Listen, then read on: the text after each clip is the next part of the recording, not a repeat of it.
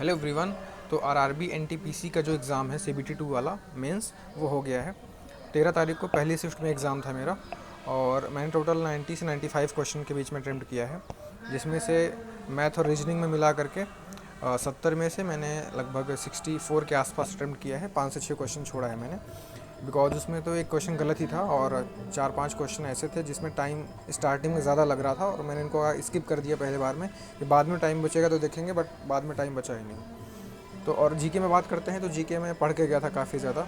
इसी चक्कर में लास्ट टाइम मैंने प्रैक्टिस कम किया था जीके रिवीजन करने के चक्कर में।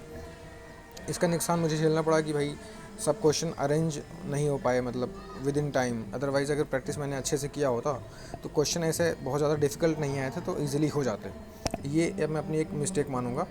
तो उसके बाद जो है जीके में जो मैं जितना रिवीजन करके गया था उसमें से अच्छे क्वेश्चन तो आए ही नहीं। ऐसे क्वेश्चन आए जो सब कर ले गए, और जो नहीं करने वाला क्वेश्चन था वो किसी से नहीं बना। जो पढ़ा था वो भी, जो नहीं पढ़ा था वो भी। बिकॉज करंट अफेयर से ऐसे क्वेश्चन आए थे कि मतलब एकदम ही आउट ऑफ द बॉक्स, जो ट्रेंड है उससे बाहर। तो जो भी लोग तैयारी कर रहे हैं सीबीटी 1 की और 2 की एनटीपीसी 2025 के लिए, उनके लिए सजेशन ये रहेगा कि भैया सीबीटी 1 और सीबीटी 2 में कोई फ़र्क नहीं है, बस टाइम का इशू आएगा आपको। सीबीटी 2 में प्रैक्टिस खूब करिए बहुत ज़्यादा। जो आपने सीबीटी 1 में पढ़ा है वही सब कुछ सेम सीबीटी 2 में भी आने वाला है, ठीक है। ना कोई फ़र्क जीके में है, ना कोई मैथ में फ़र्क है। थोड़ा बहुत रीजनिंग में फ़र्क मिल सकता है, वो भी इस सेंस में कि सीबीटी 2 में जो है रीजनिंग में पजल के क्वेश्चन ज़्यादा आते हैं और सीटिंग अरेंजमेंट के क्वेश्चन ज़्यादा आते हैं। बाकी कठिन नहीं थी बिल्कुल भी, टाइम टेकिंग थी, ये मैं कहूँगा। और डिस्काउंट से मेरे 2 क्वेश्चन आए थे जो मैंने छोड़ दिए, बिकॉज वो टाइम ज़्यादा ले रहे थे। एक मेंसुरेशन क्वेश्चन आया था, वो मैंने छोड़ दिया। उसमें 2 कोन का वॉल्यूम दिया गया था और उनका सरफेस एरिया, मतलब उनको एक सिलेंडर से पिघला करके बनाया गया है और बोला गया है कि बाद में इनका जो सरफेस एरिया है उसमें क्या चेंज देखने को मिलेगा, कितना परसेंटेज इंक्रीज़ होगा। तो वो स्टार्टिंग में ही देखने में लग रहा था कि कैलकुलेटिव होगा, तो इसलिए मैंने स्किप कर दिया, बाद में टाइम बचा नहीं, ठीक है। तो सीबीटी 1 सीबीटी 2 में कोई फ़र्क नहीं है। तो थोड़ा प्रैक्टिस ज़्यादा चाहिए आपको लास्ट टाइम, जो मैंने इस बार थोड़ा प्रैक्टिस कम करी। तो जीके रिवीजन करने के चक्कर में, और जीके तो पता ही है आपको जैसी आती है हर एग्ज़ाम में।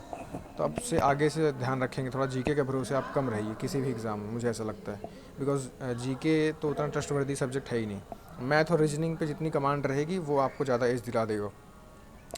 तो मैंने 95 के आसपास अटेम्प्ट किए थे, जिसमें 10-12 गलत हो गए हैं, तो सब -1 करके तो मेरे 83-84 के आसपास बन रहे हैं। बाकी और भी कम हो सकते हैं, 80 के आसपास भी पहुंच सकता है। तो आंसर की आने का वेट रहेगा।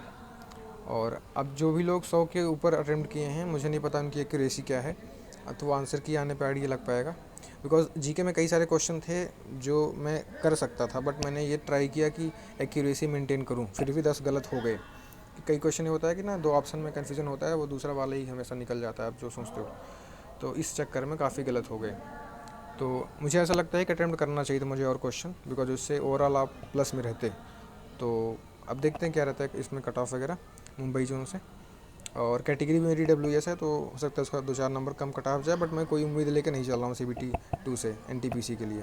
तो अब सीजीएल मेंस की तैयारी अच्छे से करनी है और उसमें ये सेम मिस्टेक नहीं करनी है। और जो भी लोग एनटीपीसी 2025 की तैयारी कर रहे हैं, तो एक बात ध्यान रखना भाई कि सीबीटी 1 में और सीबीटी 2 में कोई फ़र्क नहीं है। और पीवाईक्यू जो है 2022 का जो दिया हुआ है टेक्स्ट बुक ऐप पे, वो अभी भी रेलिवेंट है। उससे कई सारे क्वेश्चन मतलब इस एग्ज़ाम में आए थे उस लेवल के। कुछ लोग को लग रहा था ना कि पीवाईक्यू अब रेलिवेंट नहीं है। भाई कंपनी वही है जो पहले थी, टीसीएस ही है, और एग्ज़ाम अभी भी रेलिवेंट है। जो क्वेश्चन पेपर है पीवाईक्यू वाला 2022 का, अब तक 3 साल भले हो चुके हैं, ठीक है। तो पीवाईक्यू आप अच्छे से लगाइए, उसको एनालाइज करिए, बिकॉज मैथ्स में और रीजनिंग में ऑलमोस्ट वही पैटर्न देखने को मिलेगा आपको। तो ऑल द बेस्ट सभी को। और आंसर की का वेट रहेगा। इसका आंसर की मेरे हिसाब से 2 दिन के अंदर, 3 दिन के अंदर आ जाना चाहिए।